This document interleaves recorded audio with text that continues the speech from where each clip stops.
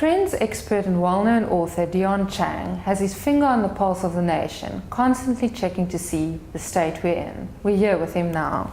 Dion, we live in interesting times with a global recession that's still taking its toll. What is the effect on the local retail market?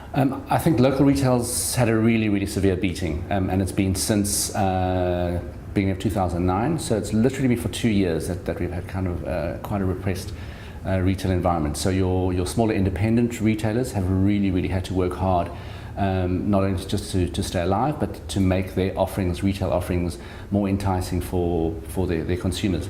And coupled with that, you've seen a huge trend in people reacting to broadcast mentality, which is kind of just old ways of marketing or advertising. You can't speak at people now, you need to engage with them.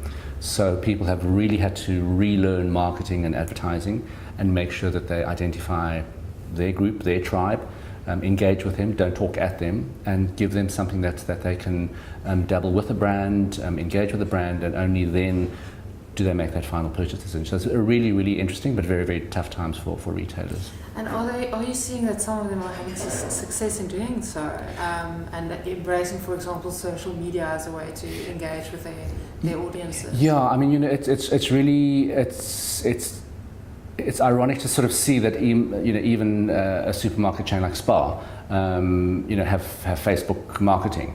But I think what that's done is people have a knee-jerk reaction, because especially last year everybody was saying we've got to get on social media, where I say to them, okay, you want a social media campaign, but you haven't thought about your social media strategy and if it's actually relevant to who you're doing it to. So I think the forward-thinking companies who really know who their customers are and do much more research and then target a social media campaign are winning. But the ones that just try and spray mud on the wall and see what sticks, it's not really working, because not everybody's on Twitter, not everybody's on Facebook, and it really depends on what you're selling and who your market is. Okay, then the next thing, we're also seeing quite a lot of natural disasters around the world, and at the same time there's ongoing pressure on businesses to adopt more sustainable principles. Yeah. How are South African companies reacting to these changes and this pressure? I think South African companies are reacting. They are reacting. It's a little slow, but you're starting to see different companies rebuild new headquarters. In the last year, I've personally gone to work as to show media around, or as an MC for corporate buildings which are very green and very sustainable. So it is starting to filter from the top. What a lot of companies are starting to understand, or maybe not understand, is how important eco or sustainable issues are in a consumer's life.